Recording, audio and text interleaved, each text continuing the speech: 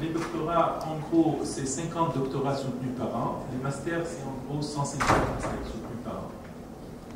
Là, je peux passer rapidement. Les thèses en co-tutelle, donc sur les à peu près 400 inscriptions en thèse sur les 5 ans. Bon, la thèse, c'est 3 ans en principe, mais la moyenne à la limite, c'est un peu plus parce que les étudiants ne sont pas financés pour les thèses, donc la plupart du temps, ils vont travailler comme enseignants contractuels et du coup, la durée de la thèse est un peu plus longue. La moyenne à la limite, c'est 5 ans. Et donc, sur les 400 inscrits en thèse, il y a à peu près 150 qui sont en co-tutelle. Ça, c'est la liste des masters. Donc, il y a en gros les masters dans toutes les spécialités de l'école. Il y a certains départements qui ont plus qu'un master. Donc là, je passe aussi. Pas de problème, je passe. Oui, alors les structures de recherche maintenant qui accueillent ces masters et ces thèses, nous avons 4 laboratoires de recherche. Les laboratoires sont des entités un peu importantes en termes de masse critique de chercheurs et de moyens. Et 17 unités de recherche. Les unités de recherche sont des unités un peu plus petites en termes de taille, de masse critique de chercheurs. Et donc, ça couvre un peu toutes les spécialités de l'ENIT. Alors, l'ENIT a aussi un point fort qui est la coopération internationale.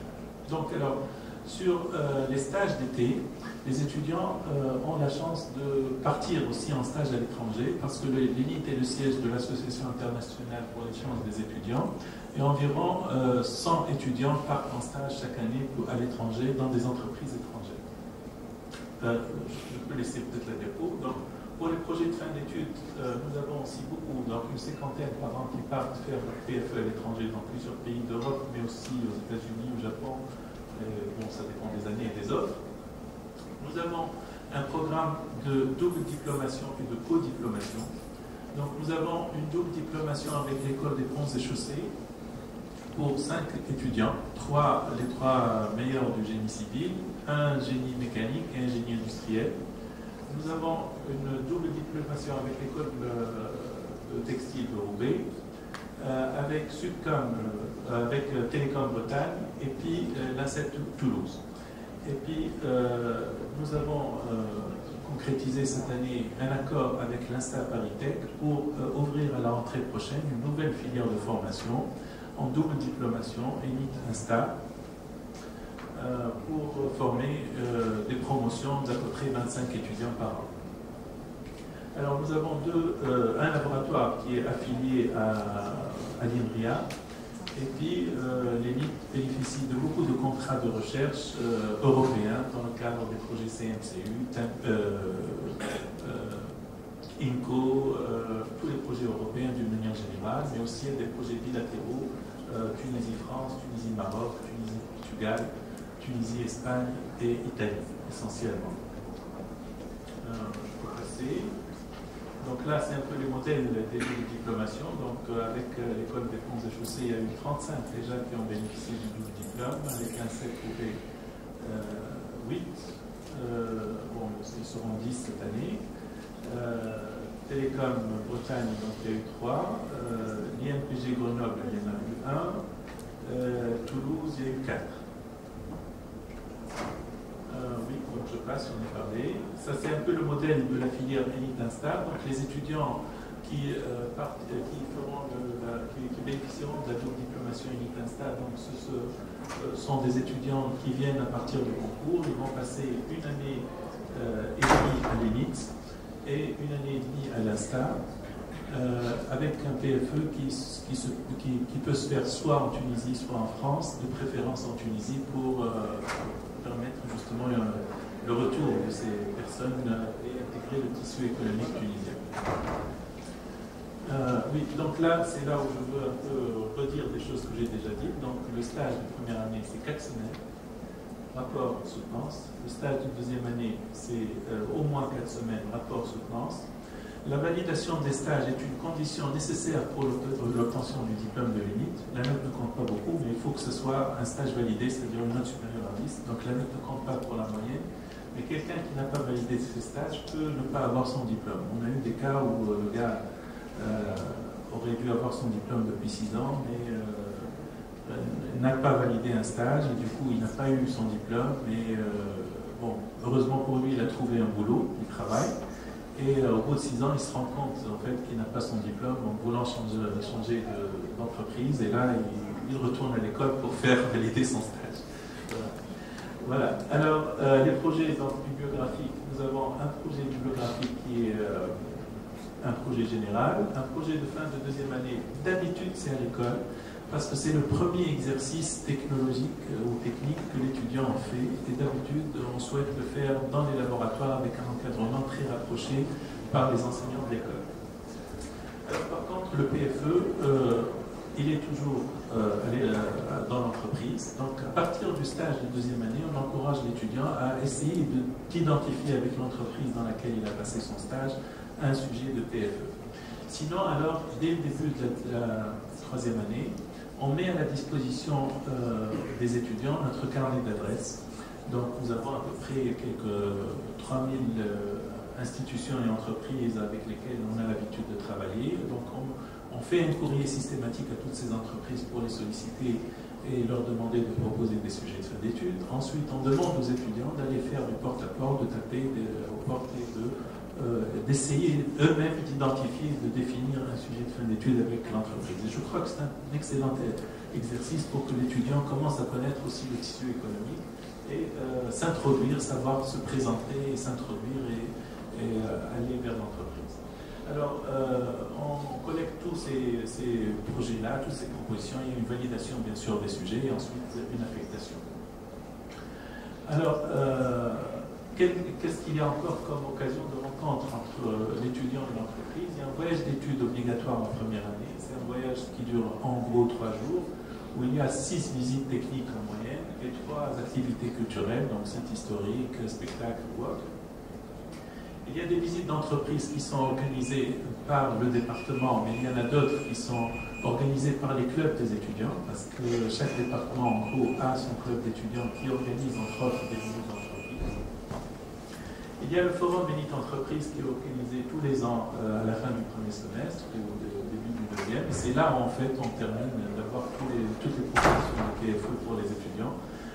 Donc chaque année, il y a un thème qu'on essaie de débattre avec l'entreprise et donc on se met ensemble pour discuter et c'est l'occasion pour les étudiants de rencontrer les entreprises partenaires de l'école, de discuter, de chercher des sujets de fin d'études et éventuellement même des placements ou du travail. Alors il y a la fête de fin d'année qui est encore une occasion. Nous avons organisé la journée employabilité, mais c'est une activité qui a été reprise par l'université de Mana pour être faite au niveau de toute l'université.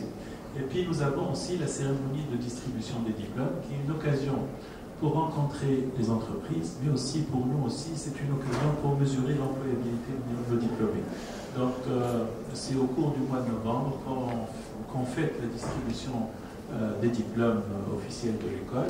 Et à cette occasion, on mesure un peu qui parmi nos diplômés a travaillé, quel est le taux, là où il y a des difficultés, etc. Alors, quels sont les moyens de mesure? Donc, il y a cette journée, mais il y a aussi souvent le retour des diplômés en septembre. Donc, ceux qui n'ont pas trouvé d'emploi viennent en septembre pour voir d'abord s'il y a des propositions qui sont affichées à l'école, mais aussi quelques-uns essaient de s'inscrire en master parce qu'ils n'ont pas de travail. Et, on le voit très vite, donc leur assiduité au master nous indique s'ils ont trouvé du boulot dans quelques semaines ou pas. Très souvent, ils abandonnent les masters. Et d'habitude, vers le mois de novembre, tous les étudiants diplômés de l'élite sont casés. Voilà, donc en gros, ça c'est notre moyen de mesure d'employabilité.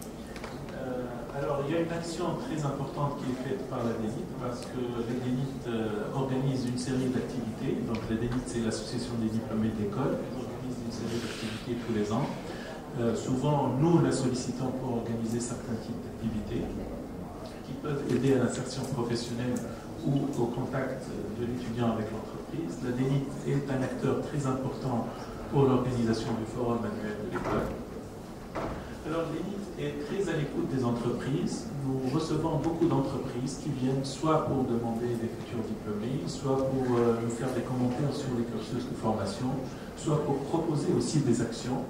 Donc, parmi les actions, actuellement, on assiste par exemple à toutes les entreprises du secteur aérospatial qui sont en train de venir. Donc, ils viennent nous propose même des actions à apporter au niveau du plan d'études. Nous avons des modules au choix et des modules complémentaires qu'on peut changer d'une année à l'autre pour justement répondre aux besoins de l'entreprise dans ce cadre-là. On a même été jusqu'à mettre en place des modules à la demande de certaines entreprises. Le cas par exemple de Case Body, qui est une entreprise du secteur aéronautique, qui est venue proposer un cours. L'objectif, évidemment, c'est que les ingénieurs de cette entreprise viennent donner le cours, connaître la population des étudiants, proposer des sujets de fin d'études et éventuellement recruter parmi ces gens-là. Nous assurons des formations à la carte, dont par exemple la formation hydrométéo. Là, c'est une formation qui a été faite à la demande de l'institution. Et puis, nous organisons, à l'occasion du forum, ce qu'on appelle la bourse de l'emploi. Donc, on donne des espaces pour les entreprises pour qu'ils puissent contacter les étudiants, discuter avec eux sur des sujets ou sur des propositions d'emploi. On donne des espaces pour l'entreprise pour venir se présenter. Actuellement, beaucoup d'entreprises qui délocalisent viennent pour donner des conférences, se présenter pour les étudiants et donc voilà, donc, permettre aux étudiants de postuler des emplois. Alors, comment ça se passe pour les PFE? Je vais arrêter le suite important. Donc, pour les PFE, les PFE se font en entreprise. L'école affecte un encadrant de l'école et il y a un encadrant qui est de l'entreprise qui va faire un travail rapproché de tous les jours avec l'étudiant. L'étudiant est appelé à venir une fois par semaine rencontrer son encadrant élite et c'est lui qui fixe avec lui le cahier de charge pour que ce soit un cahier de charge qui répond à certaines normes de ce que veut l'école comme PFE et bien sûr en concertation avec l'entreprise. Et puis l'encadrant de l'école peut aider à proposer des solutions techniques, à montrer des outils, à aider l'étudiant à utiliser des outils qui sont issus de la recherche ou des outils de l'ingénieur qui sont des outils avancés que l'étudiant n'a forcément pas vu souvent en cours. Et donc c'est un complément de formation. Et le projet de fin d'études, c'est l'occasion pour que l'étudiant d'abord complète sa formation, donc par un travail très personnel, mais aussi il montre un peu ses compétences à appréhender un problème réel et à s'intégrer au sein d'une équipe professionnelle. Donc là, on a souvent vu des étudiants relativement moyens qui cartonnent pendant leur PFE, parce que c'est des gens qui sont très orientés vers technologie, vers la pratique, et qui ont un côté social et intégration qui est très avancé. Et on a vu aussi un peu le contraire, aussi des élèves qui sont majeurs de la promo, qui finissent par faire un PFE qui est relativement moyen, parce que ce sont des gens qui sont peut-être très très forts sur le plan scientifique, mais qui ont des difficultés à communiquer ou à s'intégrer au sein d'une équipe, bien qu'au cours de la formation à l'élite, ils ont beaucoup de modules qui les aident à cela. Bon, voilà, en gros, c'est un peu ce que je veux dire, mais on pourra peut-être par la suite discuter. Je vous remercie. Merci beaucoup, Gilles, pour cette présentation très riche. Ce que je retiens, c'est tous les efforts de l'ENIC pour intégrer dans le cursus des élèves, des stages, des PFE, des PFA, etc., pour préparer l'élève ingénieur à s'insérer au bout des 3 années dans l'entreprise, quitte à faire des projets de première année, deuxième année pour les préparer. Et puis le PFE, je peux en témoigner personnellement parce que j'étais co-tuteur côté entreprise d'un PFE ENIT, où j'ai vu tous les efforts faits par l'ENIT pour aider l'étudiant à trouver le bon sujet, à aiguiller vers le bon sujet qui va l'occuper pendant 6 mois, pendant lequel il pourra mettre en pratique ce qu'il a appris. Et surtout, j'ai vu aussi le suivi dont vous parlez toutes les semaines pour suivre que le PFE se passe bien, mais au-delà pour que le tuteur côté ENIT apporte aussi toute sa science et tout ce qu'il a vu par ailleurs et que l'élève n'a peut-être pas vu. Et ça, en tout cas côté entreprise, donc la BIAT en l'occurrence, on a bien apprécié, c'est pour ça qu'on y revient tous les ans. Au-delà des compétences des ingénieurs qui nous arrivent au PFE, c'est aussi l'accompagnement qui est derrière, qui est appréciable. Ce que je vois aussi, c'est la diversité des parcours et des formations.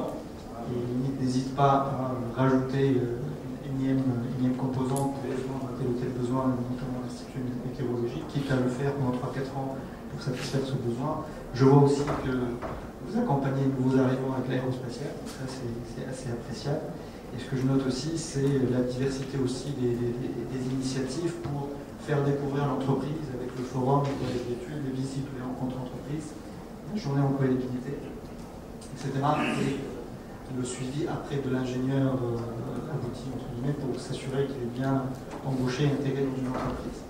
Et je finis par l'aspect formation continue et RD, l'académie qui essaie de développer pour, encore une fois, se rapprocher des entreprises. Merci beaucoup pour votre intervention.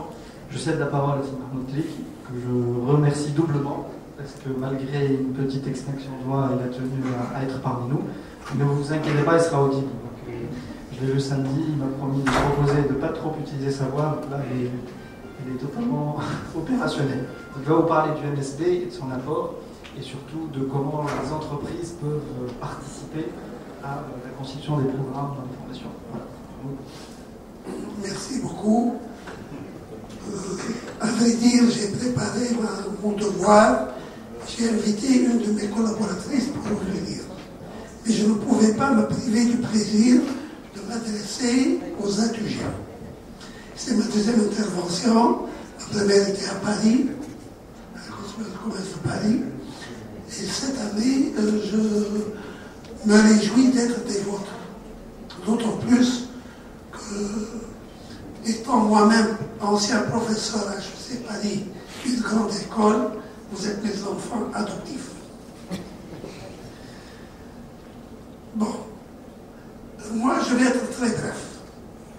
Tout d'abord, je vous remercie de m'avoir associé de nouveau.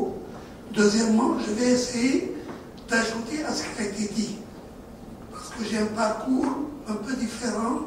J'ai passé 15 ans de ma vie aux USA.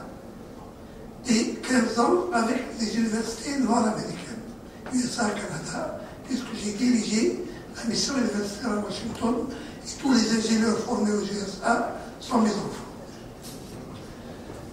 À mon avis, pour traiter du partenariat entreprise-université, il y a lieu de voir un peu le contexte de l'économie mondiale. Nous constatons une mondialisation de l'économie. Nous constatons que le savoir devient le principal déterminant de la compétitivité des entreprises et des pays.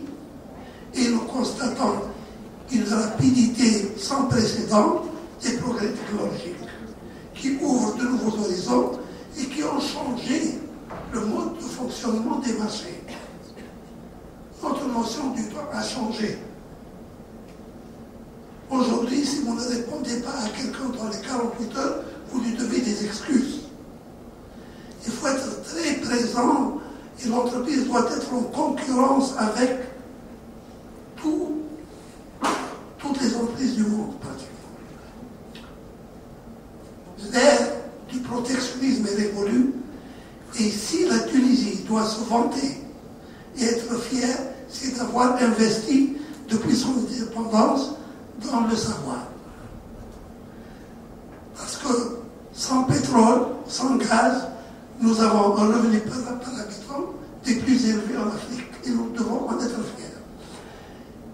Et nous devons être fiers aussi d'avoir une association comme la TUJ. Et nous en avons besoin d'autres associations. Parce que moi j'ai vécu en Amérique, la vie associative joue pour beaucoup dans l'organisation et dans la création de dynamisme. Parce qu'aujourd'hui, la concurrence ne se fait plus entre entreprises, mais entre systèmes d'entreprises. Il y a des alliances stratégiques. Et cette alliance stratégique doit se trouver entre l'université et l'entreprise. Voilà. Ça, c'est une première réflexion. Vous m'écoutez? Oui. Ça va?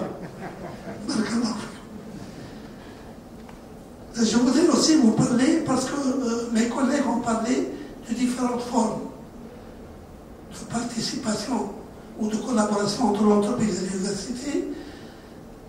Quand on parle de alternance, moi je suis un peu plus âgé que vous, pas beaucoup, Mais il fut un temps où à l'université, quand on parle d'alternance, c'est la formation continue, c'est la formation professionnelle, c'est péjoratif. Les universités étaient dans leur tour d'ivoire. Aujourd'hui, on constate un décloisonnement. Toutes les écoles, les grandes écoles s'ouvrent sur l'environnement. Il fut un temps où vous allez vous êtes polytechnicien pour la vie. Maintenant, c'est un droit d'entrée au marché du travail. Vous devez revenir à l'école tous les 4, 5, 10 ans pour vous remettre à niveau, pour acquérir de nouvelles compétences. Je vais parler tout à l'heure des MBA. Les MBA, c'est fait pour des gens qui veulent aller de l'avant et acquérir de nouvelles compétences. Donc peut-être vous pourrez rejoindre le rang des étudiants, mais si vous ne vous remettez pas à niveau, vous allez être dépassé. Et la mission de l'enseignement supérieur a drôlement changé. Aujourd'hui, l'université doit être responsable, répondre aux besoins. Pour moi, l'enseignement supérieur se transforme en une industrie de service. L'université doit fournir les compétences et le savoir aux entreprises. En Amérique, il y a plein de projets de recherche qui sont confiés par les entreprises aux universités. J'ai fait ma thèse dans le domaine de la gestion financée par les entreprises. Parce qu'elle nous a confié sa problématique et j'ai étudié, bien que je ne suis pas ingénieur, je suis gestionnaire. Donc pour vous dire que les formes de collaboration sont multiples, on a parlé de stage, on a parlé d'alternance. Moi, quand je parle d'alternance, Waterloo au Canada, l'une des meilleures en computer systems, tous ces programmes, ces 6 000 étudiants, c'est une alternance à 100%. Maintenant, des universités qui attirent les entreprises pour investir et s'implanter. La Silicon Valley était à côté de Stanford. Et Waterloo, BlackBerry, le téléphone, il est implanté sur le campus. Et l'université, on lui a donné un terrain énorme